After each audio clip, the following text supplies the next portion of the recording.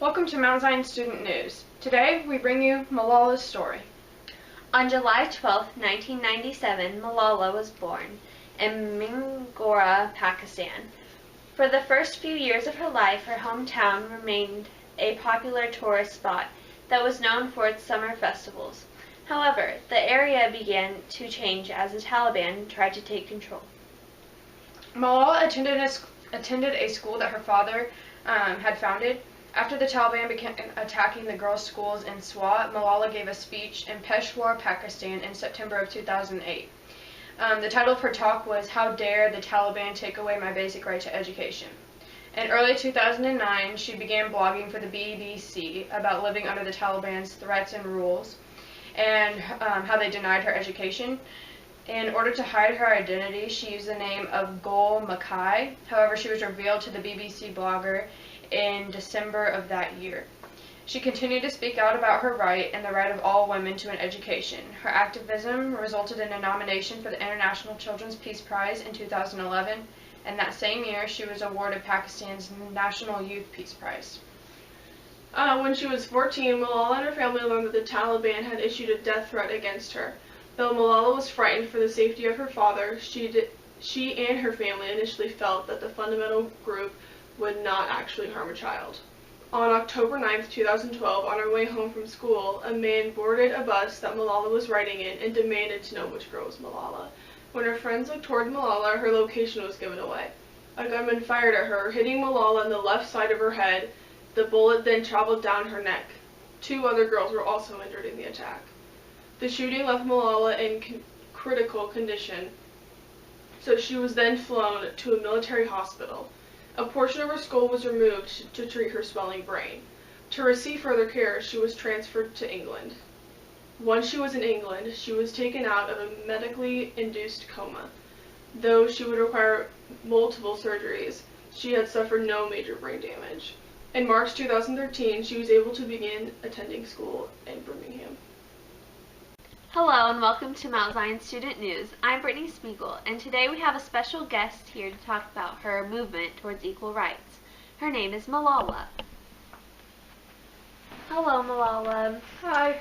I have some questions here for you about your movement. Okay. What gave you the courage to continue speaking out publicly against the Taliban? Well, my father was good encouragement. He spoke up for women's rights and guys' education.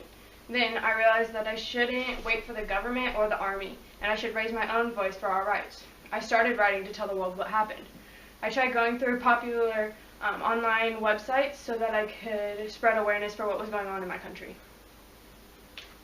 And now we're on for a commercial break.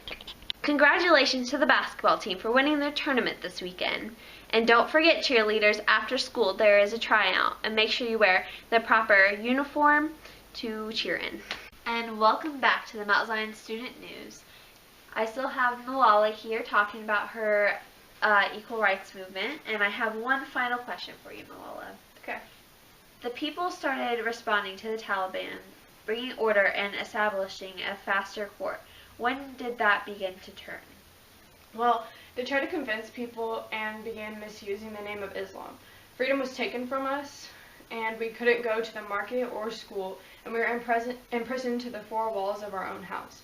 That's why I spoke out, because I believe in equality, and I believe there is no difference between a man and a woman. I even believe that a woman may be more powerful than a man. Alright.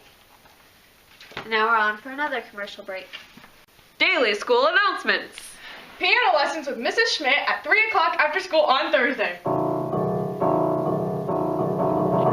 Welcome back, Mount Zion students. Today we have another special guest who is an expert on Martin Luther King Jr. Hello, just some basic facts about Martin Luther King Jr. that are really important to know besides his big famous I Have a Dream speech.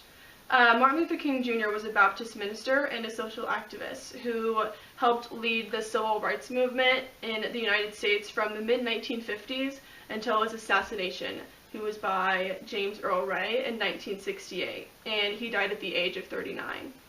A big thing is that he played a key role in ending the legal segregation of African American citizens in the South and other areas of the U.S. In 1955, he actually became involved in his first major civil rights campaign, which was held in Montgomery, Alabama, where buses were racially segregated.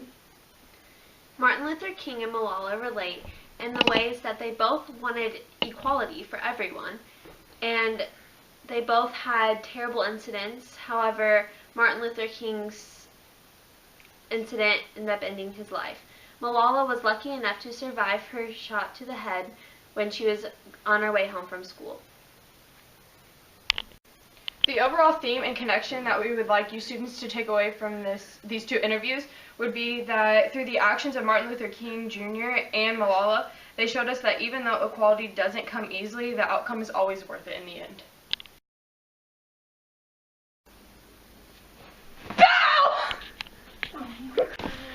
Is it on? Yes, it's on. Hello, Mary Kate. She said no. Hello.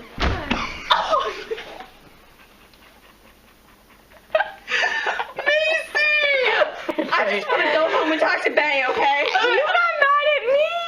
Okay, stop. Just be like, sorry we don't all have a bae to talk to. So I just want to have fun. You need. Hello.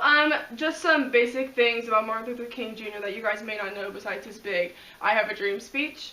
He was a Baptist minister.